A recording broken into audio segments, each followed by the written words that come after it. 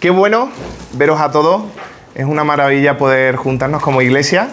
Y bueno, ahora vamos a pesar de esta herramienta que el Señor usa con sus limitaciones, pero bueno, en las manos del Señor confío que pueda traer palabra del Señor. Y vamos a ver la continuación de lo que vimos la semana pasada. Y bueno, y es la continuación de la otra semana y de la otra. Al final estamos haciendo una serie de hechos de los apóstoles, que ya he repetido reiteradas veces que no me gusta ese nombre, es los hechos del Espíritu Santo, porque sin el Espíritu Santo de Dios, ninguno de los apóstoles, ninguno de los discípulos del Señor hubiera logrado lo que se logró. Y aprovechando esto, la semana pasada, el título de la predicación lo he puesto como una iglesia unida en oración, y vamos a entender por qué en este pasaje. Pero vamos a recordar qué es lo que pasaba en los últimos capítulos. En Hechos 3, Pedro y Juan sanan a un cojo en el nombre de Jesús y rápidamente la multitud se revoluciona y se ponen delante de Pedro y Juan y están tan nerviosos, tan emocionados que piensan que ese milagro ha sido por Pedro y Juan. Pero Pedro se levanta y alza su voz y dice: no es por nosotros, sino por aquel en el cual nosotros hemos hecho este milagro, en el nombre de Jesús, el Cristo de Nazaret. Y vemos cómo al Sanedrín, al alto cargo religioso y estatal de aquel entonces, no les gustó. Primeramente porque habían enseñado sin su permiso y también porque habían un grupo, una secta del judaísmo que no creía en la resurrección de los muertos. Pero Pedro y Juan estaban predicando a Jesús, no solo muerto, sino vivo, porque había resucitado de entre los muertos. Muy bien, los juzgan, los apresan, pero aún así no hay nada que pueda el Sanedrín, este concilio, hacer contra Pedro y Juan, porque hay tantas evidencias, vimos la semana pasada, habían tantas evidencias de que realmente ese milagro se había obrado en ese que ya no era cojo por la obra del Señor, que no podían acusar ya a Pedro y a Juan. Les incriminaron, les amenazaron y les dijeron: no volváis a predicar a este hombre, porque si no tendréis graves consecuencias. Pero a pesar de eso, les dijeron, no sé si lo recordáis, pero bueno, lo vamos a refrescar. ¿Qué es más importante, obedecer a los hombres o obedecer primeramente a Dios? Y con eso no podían hacer otra cosa este Sanedrín, este grupo de religiosos de aquel entonces. Entonces los dejaron libres. Y ahora, con este contexto, Hechos 4, 23 al 37 es donde estamos actualmente. Y vamos a ver cómo lo primero que hacen Pedro y Juan... lo primero que hacen Pedro y Juan...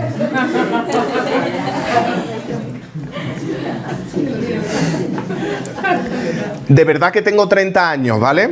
La pubertad la dejé muy atrás, pero... Dice: al ser puestos en libertad, Pedro y Juan fueron con lo suyo y contaron todo lo que los principales sacerdotes y los ancianos les habían dicho. Ante esta situación, podemos imaginarnos que cuando Pedro y Juan estaban contando esto, imaginaros que nosotros somos la congregación que estaba aquel entonces y yo voy a hacer de Pedro, ¿vale? Y os cuento todo lo que ha pasado. Pues no sería raro que creara miedo y temor. ¿Por qué? Porque los que dirigen el cotarro, como se suele decir, ¿no? Los que dirigen todo en aquel entonces, fuera parte de los romanos, porque los romanos tenían sometidos a todo el mundo, pero en esta población judía en Jerusalén les estaban incriminando. Entonces habría miedo, probablemente habría miedo en los corazones de la gente. Habría temor. Dirían: si a Pedro y a Juan, que son los apóstoles que conocieron al Señor y que estuvieron con ellos, con Él, los han apresado, ¿cuánto más a nosotros? Y recordemos que hay muchos que se convirtieron en el Pentecostés, 3.000 personas. Y después vemos que hay otras 5.000 en los pasajes que hemos visto anteriormente. Todas estas miles de personas pensamos que podrían tener miedo. Pero lo que me sorprendió fue cómo realmente respondió la multitud. Ellos, al oírlo, elevaron todos juntos sus voces a Dios y dijeron: Soberano Señor, tú eres el Dios que hiciste el cielo y la tierra, el mar y todo lo que en ellos hay. Tú, por medio del Espíritu Santo y por boca de nuestro padre David, tu siervo, dijiste estas palabras: ¿por qué se amotinan las gentes y los pueblos piensan cosas vanas? Se reunieron los reyes de la tierra y los príncipes conspiraron contra el Señor y contra su Cristo. Están analizando el Salmo 2. Esto que están citando se encuentra en el Salmo 2. Y aunque a priori para nosotros el Salmo 2 no tiene autor, ellos se lo están otorgando al rey David. Probablemente por el contexto histórico en el que se movió David. Me encanta este momento porque nos dice que ellos, al oírlo, toda esta multitud tenía un mismo pensar, tenían un mismo sentir y elevaron todos juntos sus voces a Dios. Comenzó una oración de toda la iglesia con respecto a esta situación. Y reconocen: tú que eres el creador, tú que eres soberano, tú que todo lo puedes, y que por medio del Espíritu Santo diste palabra al rey David y ya anunció lo que iba a pasarle al Cristo, al ungido de Dios que iba a salvar a su pueblo. ¿Por qué se amotina la gente y los pueblos piensan cosas vanas? ¿Por qué sigue habiendo cabezas duras? ¿Por qué siguen habiendo corazones ennegrecidos? ¿Por qué? Si es evidente la obra que tú estás haciendo. Se reunieron los reyes de la tierra y los príncipes conspiraron contra el Señor, contra Dios y contra su Cristo, contra su ungido. Son conscientes de que todo lo que se anunció en un pasado, miles de años atrás, probablemente esto que están citando del Salmo serían aproximadamente unos 1000 años, porque no se puede datar con exactitud el reinado del rey David. Hay algunos que dicen que era del 1055, otros del 970, no se sabe con exactitud, pero alrededor de 1000 años atrás, el rey David o el salmista ya había escrito sobre lo que iba a pasar, no solo a Jesús, sino también a su iglesia. Esto es impresionante para nosotros. Esto era impresionante para ellos. Y la reacción de ellos era poner esta situación delante de Dios. En los versículos 25 y 26 se narra este Salmo 2. Pero si continuamos viendo lo que están diciendo esta congregación, estos miles de creyentes, en oración, dicen: y realmente es cierto que en esta ciudad, en Jerusalén, Herodes y Pilato se confabularon con los gentiles y también con el pueblo de Israel contra tu santo Hijo Jesús, a quien ungiste, para hacer cuanto tu mano y tu consejo habían determinado antes que sucediera. Probablemente los gentiles a los que estaba haciendo mención eran los romanos, porque eran los que estuvieron presentes en la crucifixión de Jesús. Pero si analizamos esa palabra gentil, viene del griego ethnos. ¿A qué nos suena ethnos? Etnia, raza. Está apuntando no solo al pueblo romano, sino a toda la humanidad, a todas las etnias de la tierra. Los gentiles, ethnos, también fueron causantes de que el Hijo de Dios fuese crucificado. No solo los judíos fueron culpables, sino también los gentiles. Por lo tanto, si analizamos entre líneas, no solo la salvación viene para su pueblo judío, sino para todas las naciones.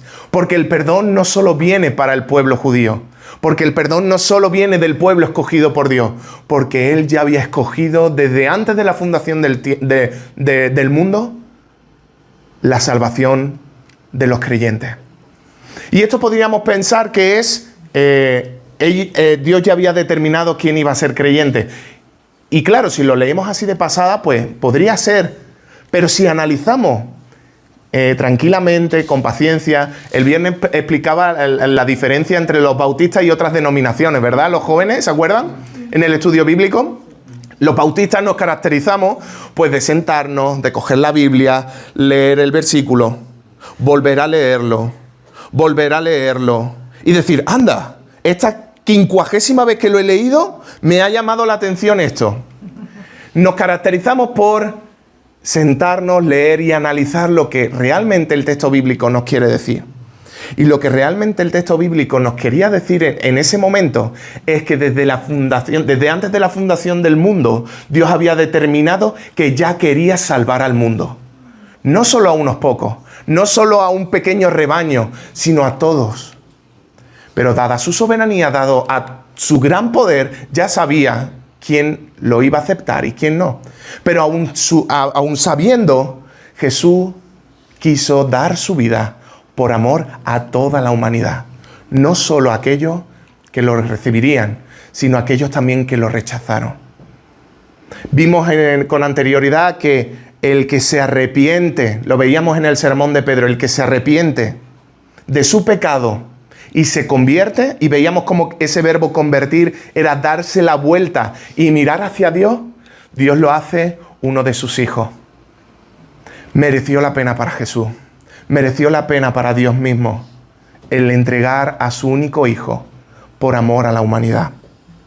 Eso me pone los pelos de punta. Y aunque no lo veis por la chaqueta, os lo aseguro, están de punta.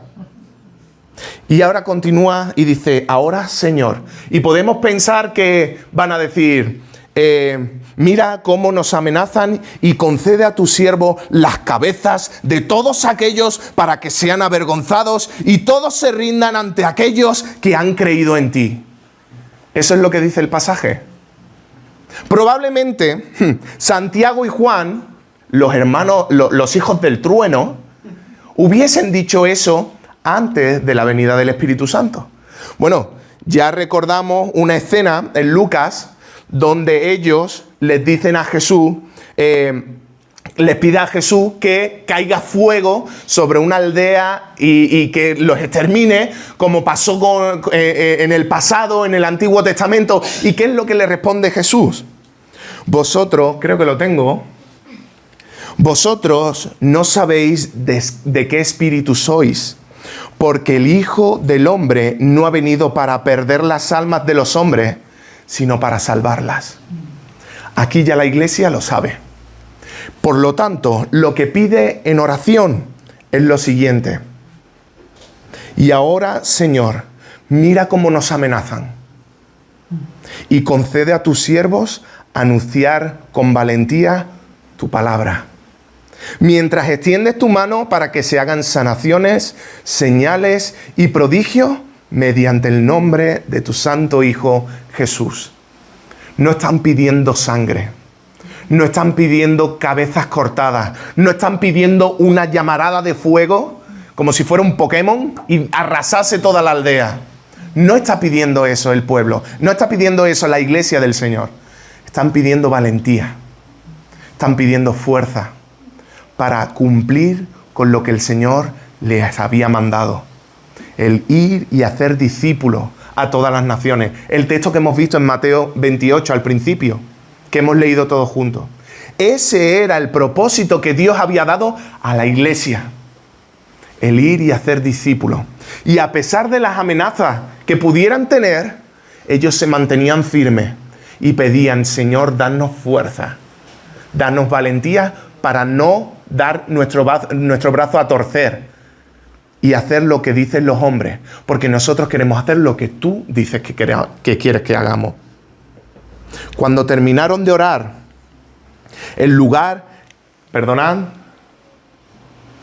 cuando terminaron de orar, el lugar en que estaban congregados tembló y todos fueron llenos del Espíritu Santo y hablaban con valentía la palabra de Dios. En Juan 15:7, Jesús estaba haciendo una referencia al pedir en oración. Y dice el mismo Jesús, si permanecéis en mí y mis palabras permanecen en vosotros, pedid todo lo que queráis y se os concederá. Esto es pedir conforme a la voluntad de Dios.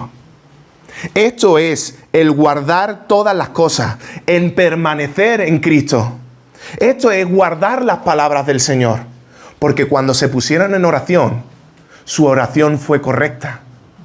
Su oración fue buena. Su oración fue conforme al corazón del Señor. Porque no pedían por su propio beneficio, sino que pedían para el beneficio de la humanidad. Que pudiesen seguir haciendo milagros, obras, en el nombre de Jesús, el Cristo.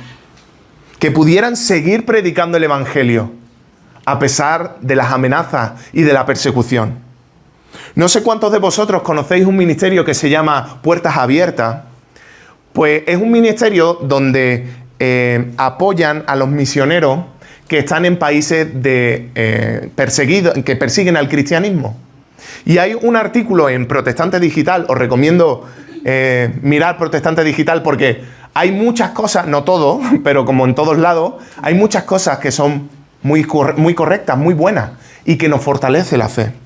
Y uno de los artículos hablaba sobre este testimonio de Puertas Abiertas, uno de los testimonios de Puertas Abiertas. Y quiero leerlo literalmente. Dice, durante una conversación con un pastor en Egipto, se llamaba, uno de los líderes de Puertas Abiertas Internacional, le preguntó cómo podíamos orar los cristianos de Occidente por sus hermanos y hermanas en Egipto. El pastor respondió diciendo, por favor, no roguéis por nosotros.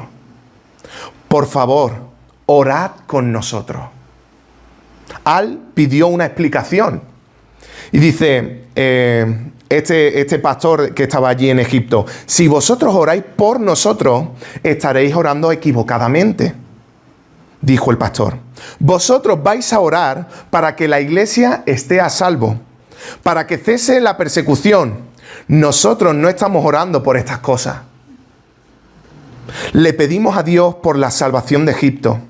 Le pedimos que millones de musulmanes se entreguen a Cristo. Le pedimos que seamos valientes y concisos a la hora de compartir nuestra fe con los musulmanes. Y oramos para que cuando venga la persecución inevitable y haya una reacción importante de los fundamentalistas musulmanes, cuando muchos musulmanes se conviertan a Cristo, que no huyamos, que seamos fieles en la persecución, aunque nos cueste la vida. ¿Les pediréis a vuestros amigos que oren con nosotros estas oraciones? Desde que nos llegó esta petición estamos pidiendo concretamente que oremos desde España con los cristianos perseguidos y que oremos pidiendo lo mismo que ellos piden. Me pregunto, ¿por qué reaccionamos pidiendo que Dios retire la persecución mientras los que viven en ella piden que Dios les dé fuerza para resistirla? ¿Qué es lo que está pasando? Esto no solo pasa en hechos. Esto no solo pasaba en el siglo I. La persecución sigue existiendo hoy. Quizás estamos en un país con libertad religiosa. Gracias, no me salía el término. Vivimos en un país con libertad religiosa. Podemos predicar, podemos hablar del Señor, pero hay países que eso no sucede. ¿Y qué pasa si algún día esto cambia y nosotros somos perseguidos? ¿Huiremos o nos mantendremos firmes? ¿O diremos, Señor, es que esto yo no lo esperaba? Yo pensaba que tu yugo era fácil y ligera tu carga. Esto no es lo que me habían contado. ¿O nos mantendremos firmes como la iglesia en hecho y diremos, Señor, fortalécenos?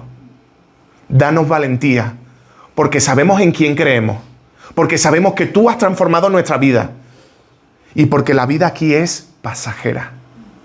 Prefiero, como decía aquí este testimonio, morir en este mundo antes de morir en la eternidad. Tú eres el que ha transformado mi vida te pertenece. ¿Qué es lo que está pasando?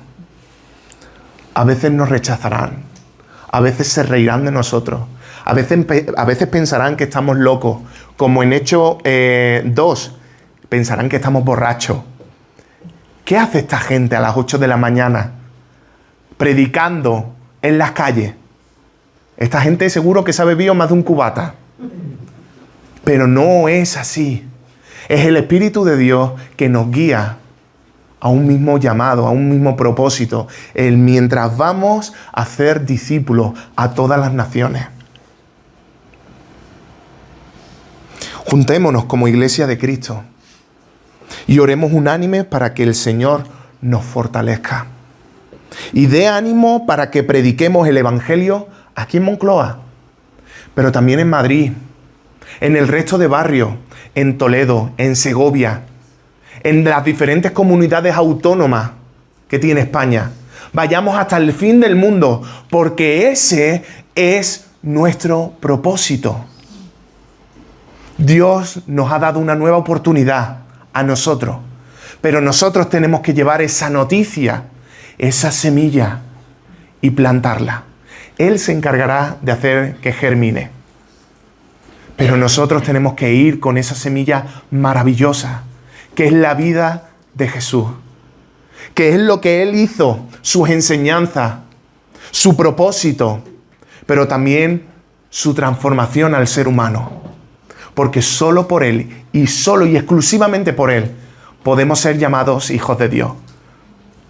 No por otra cosa, ni por ser evangélico, ni por ser bautista, me duele decirlo, pero ni por ser bautista, ni por ser católico, ni por ser musulmán, ni por ser ateo, lo que se te venga a la memoria. No hay nada que nos pueda hacer estar ante la presencia de Dios, sino solo y exclusivamente su Hijo Jesús. Y es fácil creer en Él, arrepentirnos por lo que le pasó en la cruz y convertirnos. Dejar de darle la espalda a Dios y empezar a ir hacia Él. Muchas veces nosotros pensamos que hay que convencer a la gente para que deje de pecar y luego explicarle el Evangelio. Es al revés. Hay que predicar el Evangelio, porque no es por nuestra fuerza, no es por nuestra valía, no es por nuestra palabrería, es por el poder del Espíritu Santo de Dios. Prediquemos a Cristo y el Espíritu Santo se encargará de transformar su vida. El que mentía, deja de mentir. El que robaba, deja de robar. Y no porque yo le haya dicho, niño malo, es porque el Espíritu Santo de Dios está trabajando en su vida, al igual que hizo con nosotros. Nuestra misión no es regañar, nuestra misión es predicar el Evangelio de salvación. El ir a la calle y decir, no te preocupes, porque hay esperanza, y esa esperanza está en Cristo. Hay muchos ejemplos que podríamos ver, que podríamos explicar, pero yo creo que con la experiencia de cada uno sabemos cómo podríamos actuar ante esta situación. Tenemos que ir a todo el mundo para que un día todos se arrodillen ante el Señor y proclamen por su boca que Cristo es el Hijo de Dios que ha salvado al mundo. Finalmente dice, la multitud de los que habían creído pensaban y sentían de forma unánime. Ninguno consideraba como propio nada de lo que poseía, sino que todas las cosas las tenían en común. Y con gran poder los apóstoles daban testimonio de la resurrección del Señor Jesús, y gracia abundante se derramaba sobre todos ellos. No había entre ellos ningún necesitado, porque quienes poseían heredades o casas las vendían. Llevaban el producto de lo vendido y lo ponían a disposición de los apóstoles para que éstos los distribuyeran conforme a la necesidad de cada uno. Así José, a quien los apóstoles pusieron por sobrenombre Bernabé, que significa hijo de consolación, levita, natural de Chipre, vendió un terreno que tenía, llevó el producto de la venta y lo puso a disposición de los apóstoles. No quiero entrar en Bernabé, porque va a tener más sentido la semana que viene. Vamos a ver una situación muy trágica, pero no quiero adelantarme.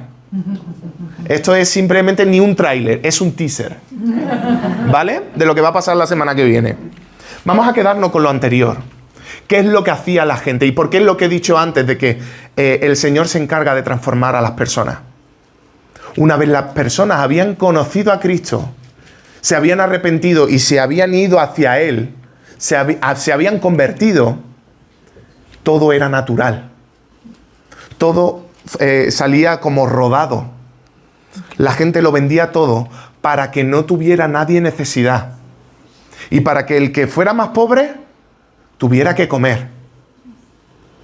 ¿Eso qué quiere decir? Yo ya lo explico muchas veces, pero si venís por primera vez lo voy a explicar para que no penséis que ahora vamos a ir y vamos a vender el coche, la casa, los cómics, las películas. No estoy diciendo eso, ¿vale?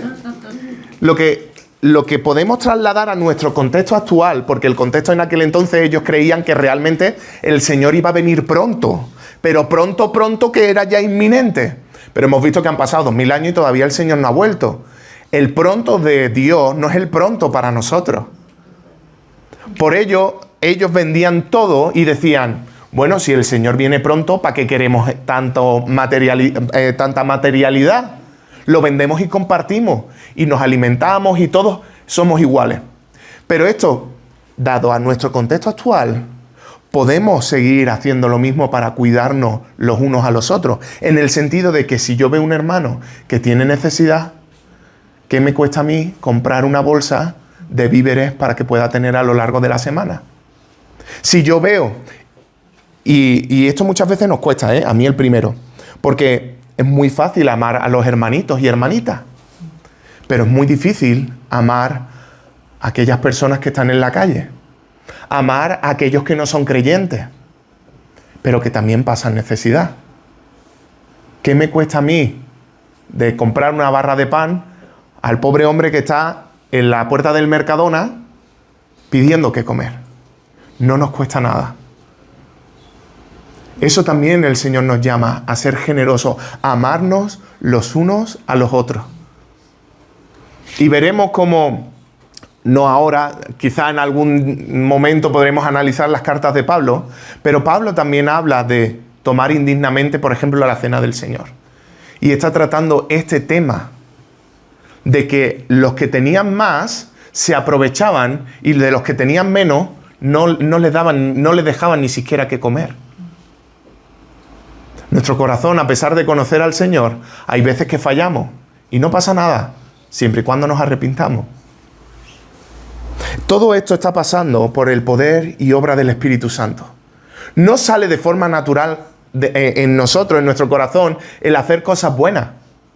Si en algo nos podemos gloriar, es porque Cristo ha transformado nuestras vidas y todo lo bueno que sale de nosotros es por Él, no por nosotros mismos. A mí de verdad que me ha impactado todo esto, porque esto que estamos viendo en Hechos es ser iglesia. Esto es lo que se trata. La iglesia no es esta estructura, no son estas 4 paredes, no es una catedral. La iglesia somos cada uno de nosotros. Cada uno de nosotros conformamos la iglesia. Y no solo la Iglesia Bautista Comunidad Moncloa, sino todas las iglesias, todas las personas que han declarado que Cristo es el Señor de sus vidas. Todos somos iglesia. Vengan de España, vengan de Estados Unidos, vengan de China, vengan del Ecuador, vengan de Colombia, vengan de Paraguay. Somos todos hijos de Dios, porque hemos confiado en el único y exclusivo Hijo de Dios. Nosotros somos iglesia y debemos de aprender lo que vemos en su palabra.